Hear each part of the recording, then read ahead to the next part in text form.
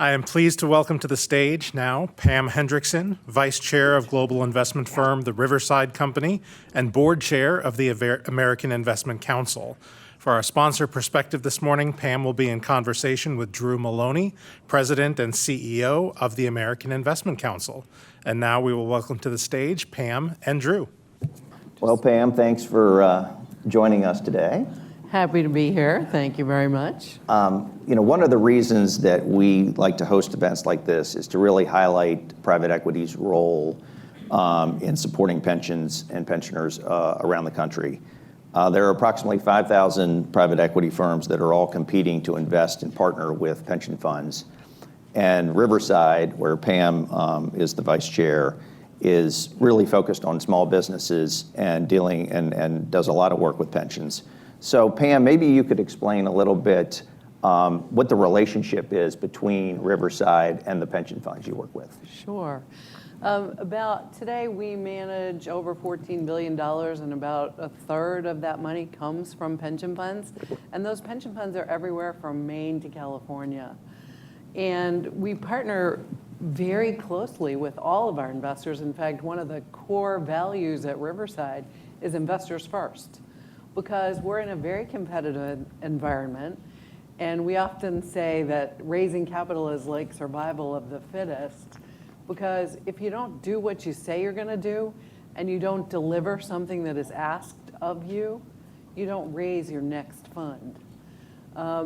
Also, some of our state pension funds in particular really like to co-invest alongside us. So when there's an in-state deal, we will show that to them. And we've had states from Oregon, states like Texas, where there have been in-state companies, and we have shown them those deals, and occasionally they co-invest with us. Well, I think that brings us to the point of our, you might need your, of our... Apparently my mic is not working. Of our report. I mean, and one of the things that we were here to highlight today is the fact that the pension returns, we do this annual study, right. And this past year, we had a 15% average return over 10 years for the private equity investment in pension funds across America. And if you think about how important this is, we all know that pension funds are struggling to meet their obligations around the country. And we have 30 million Americans that are dependent on these retirement benefits. You've got firefighters, you have policemen, you have teachers. We're going to have Faruqi from Ohio coming up, and he's got his fund covers janitors, cafeteria workers, bus drivers. All these people are dependent on these returns in order to have a comfortable retirement. And for us being able to deliver year after year one of the best investment performances for private equity inside of a pension fund is really an amazing achievement. And I think we have to continue to do a really good job of explaining that. And I think one of the things that we always talk about is, like, how does that happen?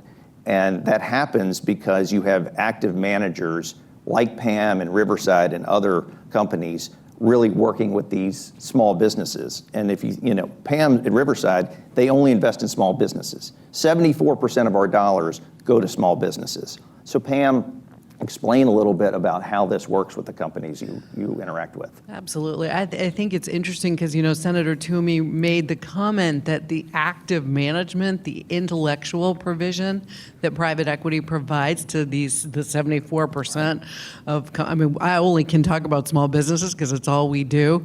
But just to give you a couple of examples, because I always think stories are better than anything, than statistics.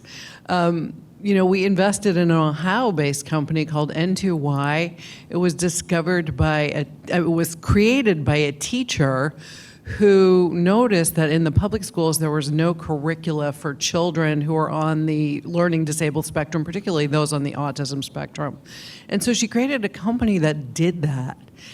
And when she wanted to retire, she really wanted to pass the company to her daughter. But the daughter had never been the CEO of a company. So we were able to help coach that daughter through how do you be the CEO of what's now a pretty big company. In a similar example, we made an investment in a company called Onset, and it's a manufacturer of fragrances for the cosmetic industry largely. And it has struggled mightily with supply chain and cost issues. In fact, the CPI numbers just came out, and it's a 9.1% number, so that is really high.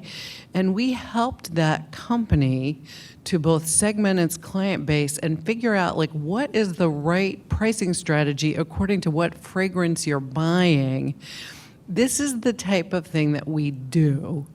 And that company's results are a 3.5% increase in sales through June.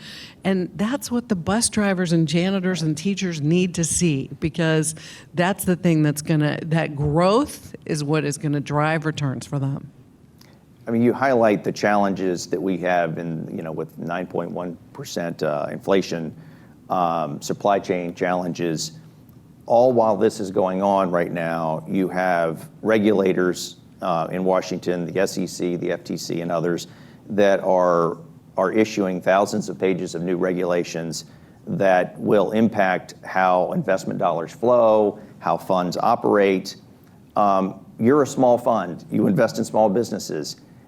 Tell me, how does these new proposed regulations, how are they going to impact how you all operate?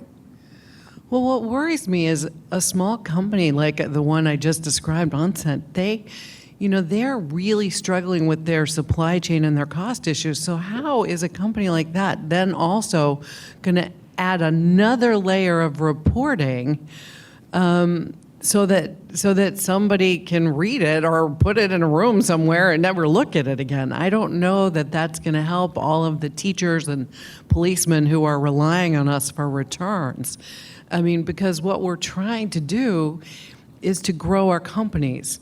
And perhaps we're not reporting the way people would like us to, but I think we are. We've never had a situation where any of our partner investors are unhappy with the reports they get. Anybody wants anything, they can get it from us. And in fact, I think you actually, or I think there was a study recently, a poll recently of a bunch of CIOs. Yeah, I think that's right, that most of the pension funds believe that the existing relationship works, and I think only 6% said that there needs to be more regulation in the industry. And I think, this report sort of is proof positive that, a 15% average return over 10 years means it's working. So let's not disrupt what's already working. I think it's important that, and from what I think you're saying, Pam, is I think it's important that the resources that these funds use or should be dedicated to the companies that they're investing in and they're working with, and not investing in hiring more lawyers to send more paperwork to Washington. 100%. It's both the resource cost and the opportunity cost. Do I want my people spending time, segmenting the client base so we can figure out the right pricing strategy, or reporting? Right. No, that's right. Pam, thank you for being here today. Here's to big returns for next year. Here's to big returns. All right. Thank you. Thank you, Pam and Drew, and thank you again to the American Investment Council for their support of today's conversation.